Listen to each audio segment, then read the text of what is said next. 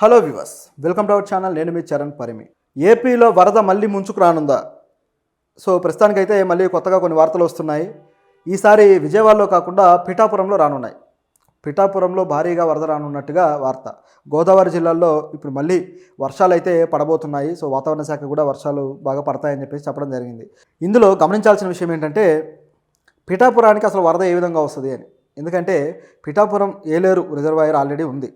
దానికి ఇప్పటికే 20 టీఎంసీలు, మామూలుగా అయితే దాని కెపాసిటీ 24 టీఎంసీలు. అయితే 20 టీఎంసీలో వరద నీరు ఆల్రెడీ వచ్చేసింది. ఇక ఆ కొద్దిగా కూడా ఇప్పుడు ఇక 4 రోజులు వర్షాలు పడితే ఆ కొద్దిగా కూడా వచ్చేసి మొత్తానికి ఇబ్బంది ఎదురవుతుంది. మొత్తం పిఠాపురం కొన్ని ప్రాంతాలు మునిగిపోయే ప్రమాదం ఉందన్న చర్చ అయితే జరుగుతూ ఉందన్నమాట. అయితే దీంట్లో చాలా వరకు వాస్తవం ఉంది. పిఠాపురం వాసులు కూడా ఈ విషయాన్ని అయితే కన్ఫర్మ్ చేశారు. అయితే ఇక్కడ గమనించాల్సింది ఏంటంటే విజయవాడలో వరద ఉధృతిని అడ్డుకోవడంలో ప్రభుత్వం ఫెయిల్ అయింది. ఆల్రెడీ మాకు ఇన్ఫర్మేషన్ తెలుసు, అయినా మేము చెప్పలేదని చెప్పేసి ఆర్థిక శాఖ సీఎస్ మాట్లాడడం అనేది జనాలు ఒక్కసారిగా షాక్కు గురయ్యారు. ఆర్పి సిసోడియా గారు అన్నారు కదా, మాకు ఆల్రెడీ వరద వస్తుందని తెలుసు, కాకపోతే ఈ స్థాయిలో వస్తుంది అనుకోలేదు, పైగా 2 లక్షల మంది ప్రజలని తరలించడానికి మాకు అంటే అంత తొందరగా చేయడం కష్టమైపోతుందని చెప్పేసి మేము చేయలేకపోయాము అని చెప్పేసి సీఎస్ గారు అన్నారు. దాంతో అందరూ ఆశ్చర్యపోవడం అయింది. 2.5 లక్షల మంది తరలించడం కష్టము అంటే అది ఎంత స్థాయి వరద రాబోతుందనే అంచనా ఉండే ఈ విధంగా మాట్లాడారనేది తెలిసిందే. మరి ఇప్పుడు ఏ విధంగా చేయబోతున్నారు? బుడమేరుకు అయితే తెగిపోయింది, వరద వచ్చింది, తర్వాత ఎంత బీభత్సం అయితే అయింది. కానీ ఇక్కడ చూసుకుంటే ఇక్కడ కూడా చెరువులు ఉన్నాయి, పిఠాపురంలో కూడా. ఆ చెరువుల గన్ను తెగితే పరిస్థితి ఏంటి? చెరువుల గన్ను తెగితే ముందు ఆ చుట్టుపక్కల గ్రామాల్లోకి వాటర్ వచ్చేసి ఆ గ్రామాల్లో ముందుగా ముంపుకు గురయ్యే ప్రమాదం ఉంది. అదే దాంతోపాటు ఇక గోదావరి ఎలాగో ఆ ఉధృతి అనేది పెరుగుతూనే ఉంటుంది, ఆ వాటర్ అంతా కూడా రిజర్వాయర్కు వస్తుంది. అక్కడ పెరిగితే ఇబ్బంది ఎదుర్కొనే పరిస్థితి ఉంది. ఇవన్నీ దృష్టిలో పెట్టుకొని పవన్ కళ్యాణ్ గారు ముందుగానే చర్యలు తీసుకోవాలి, ఆ చెరువుల కట్టలు తెగకుండా చూసుకోండి అని చెప్పేసి అధికారులకు ఆదేశాలు ఇచ్చారు. ఈరోజు సోమవారం పవన్ కళ్యాణ్ గారు ఆ టెలికాన్ఫరెన్స్లో కలెక్టర్ గారితో మాట్లాడాడు. ఆయనతో మాట్లాడి ఆ కట్టలు తెగకుండా ఉండటానికి ఏం చర్యలు తీసుకోవాలో ముందస్తుగానే మీరు చర్యలు తీసుకుని అన్నారు. అదేవిధంగా పవన్ కళ్యాణ్ కూడా పిఠాపురానికి వచ్చి అక్కడే ఉండి అక్కడ ఏదైతే సహాయక సహకారాలు అలాగే ముందస్తు చర్యలు, డిజాస్టర్ మేనేజ్మెంట్కి సంబంధించి ముందస్తు చర్యలు ఏవైతే ఉంటాయో ఇవన్నీ చేయాలి అని చెప్పేసి డిసైడ్ అయ్యాడు. నిజానికి పవన్ కళ్యాణ్ గారికి విజయవాడ వరదల్లో విపరీతమైన విమర్శలు వచ్చాయి ఆయన మీద. విజయవాడ వరదలు స్టార్ట్ అయిన తర్వాత ఒక్కసారి కూడా పవన్ కళ్యాణ్ గారు రాలేదు అక్కడికి. వచ్చి ప్రజల్ని పరామర్శించడం, వాళ్ళకి ధైర్యం చెప్పడం చేయలేదు.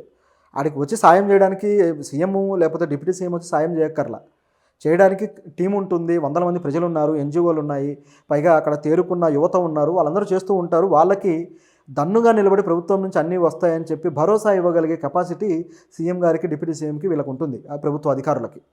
కానీ వీళ్ళే రాకపోవడంతో ఒక్కసారిగా ప్రజలు కూడా ఆశ్చర్యపోయారు. చంద్రబాబు గారు కూడా కొద్దిగా లేటుగా వచ్చారు. ఈలోపే జరగాల్సిన నష్టం జరిగిపోయింది, అందుకే ఆయన బోట్లలో రావాల్సి వచ్చింది.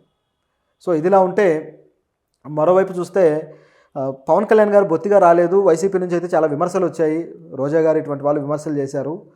తర్వాత ఆయన ఒక వివరణ ఏదో ఇచ్చాడు, కానీ అది కూడా అతకలేదు. నేను వస్తే ప్రజలు ఎక్కువగా ఇబ్బంది పడతారు, అక్కడ సహకార చర్యలకు ఇబ్బంది అవుతుంది, అది ఇది అని చెప్పి వచ్చి ఒక 1 అవర్ 4 ప్రాంతాలు తిరిగి ప్రజలకు ధైర్యాన్ని ఇచ్చి వెళ్ళిపోతే ఎలాగూ ప్రజలకు పవన్ కళ్యాణ్ గారు వచ్చారు, మాకు సహాయం అందిస్తారన్న నమ్మకం ఏర్పడుతుంది, సరిపోతుంది. అది రోజు ఏదో 24 గంటలు అక్కడే తిరగాలి ఉండాలి అని కాదు, ఒక ధైర్యాన్ని ఇవ్వడం కోసం. సరే, ఇదిలా ఉంటే అక్కడికి వెళ్ళలేదు, బాగానే ఉంది, కానీ పిఠాపురానికి మాత్రం స్వయంగా వెళ్ళి నేనే దగ్గరుండి అన్నీ చూసుకుంటాను అంటున్నాడు. మరి అక్కడ సహాయక చర్యలకు ఇబ్బంది రాదా? అక్కడ ప్రజలందరూ చూడడానికి వచ్చి ఇబ్బంది పెట్టరా? వరద కంటే ముందు అంటే వరద వస్తే వరదల్లో వాళ్ళు ఎలా బతికి బట్టగట్టాలా, ఎలా ఒడ్డుకు చేరుకోవాలా అనే తిప్పలు వాళ్ళు పడతారు. వరదకు ముందే వచ్చాడు అంటే అప్పుడు ప్రజలు ఎలా గుంపుకూడతారు, కానీ వాళ్ళకు ఏం చేయడానికి వచ్చాడో ఆ విషయం మీద ప్రజలకు కూడా అవగాహన ఉంటుంది కదా. ఆయన వచ్చింది ఎటువంటి బాధ్యతతో వచ్చాడు, ఏం చేయబోతున్నారు, డిజాస్టర్ మేనేజ్మెంట్, రెస్క్యూ టీమ్ని ఏ విధంగా తీసుకొచ్చారు, ఇవన్నీ గమనిస్తారు. అంతేగాని పవన్ కళ్యాణ్ చూసుకుంటూ ఆయన దగ్గర జేజేలు కొట్టుకుంటూ ఉండరు. ప్రజలకి అధికారిగా మారిన తర్వాత ప్రభుత్వ విధి విధానాలు కూడా మారాలి. ప్రభుత్వానికి సంబంధించిన అధికారిలాగా బిహేవ్ చేయాలి తప్పితే సినిమా హీరోలాగా ప్రజలు ఇబ్బంది పడతారేమో లేకపోతే జేజేలు కొడతారేమో అనే ఆలోచన పనికిరాదు. ఎందుకంటే ఆయన ఆల్రెడీ ప్రతిపక్షంలో ఉన్నప్పుడు కూడా ప్రజలు వచ్చారు, కొన్ని సందర్భాల్లో ఆయనకు వచ్చి కష్టాలు చెప్పుకున్నారు, కానీ ఊరికి జిందాబాదులు కొట్టలేరు. ఆయన ఫ్యాన్స్ కొట్టారు, అంటే విడిగా యూత్ ఎవరైతే ఉన్నారో వాళ్ళు కొట్టారు, కానీ సాధారణ ప్రజానీకం, పేదలు కష్టాలే చెప్పుకున్నారు. ఇవన్నీ ఆయనకు తెలుసు కదా. అయినా సరే ఆయన ఫీల్డ్లోకి వెళ్ళకపోవడం అనేది కొద్దిగా ఆక్షేపణీయమే. ఇదిలా ఉంటే పిఠాపురానికి సంబంధించి మాత్రం ఆయన ముందే రియాక్ట్ అవ్వడం అనేది మెచ్చుకోవాల్సిన విషయం. అయితే ఒకవేళ వరద వస్తే ఏం జరగబోతుందని గమనించి చూస్తే కొన్ని కాలనీలు అనేవి మునిగిపోతాయనేది ఇక్కడ కనిపిస్తున్న విషయం. లోతట్టు ప్రాంతాలైన పెద్దాపురం అలాగే పిఠాపురం ఈ ప్రాంతాలన్నీ కూడా ఇప్పుడు ముంపుకు గురయ్యే అవకాశం అయితే బాగా ఉంది. ఇక్కడ గమనించి చూస్తే ఆల్రెడీ ఇప్పుడే వచ్చిన వార్త ఏంటంటే బ్రేకింగ్, మనం వీడియో చేస్తున్నాం, బ్రేకింగ్ అయితే వచ్చింది. సో ఏంటంటే ఆల్రెడీ ఏలేరు కాలువకి గండి పడింది. సో దాంతో వాటర్ అంతా కూడా ఇప్పుడు ఈ పిఠాపురం పెద్దాపురం లోతట్టు ప్రాంతాలకైతే వస్తూ ఉంది. అయితే ఆల్రెడీ రిజర్వాయర్లో ఎక్కువగా ఉన్న వాటర్ని దాదాపు 10 టీఎంసీల వాటర్ని అయితే వదిలేయడం జరిగింది. వరద ఇంకా పెరుగుతూ ఉంది, వాటర్ ఫ్లో అనేది పెరుగుతూ ఉండగానే 10 టీఎంసీల వాటర్ అయితే వదిలేశారు. ఇక మళ్ళీ పెరుగుతూనే ఉంది. అలాగే ఇక వాయుగుండం అనేది ఇంకా ఎక్కువ అవుతుంది. సో అది కూడా తీవ్ర స్థాయిలో ఇది మారే అవకాశం అయితే పుష్కలంగా ఉంది. సో ఇదంతా కూడా జరుగుతూ ఉండగా పవన్ కళ్యాణ్ గారు అలాగే చంద్రబాబు గారు కలెక్టర్ షాన్మోహన్ గారితో కూడా మాట్లాడడం జరిగింది.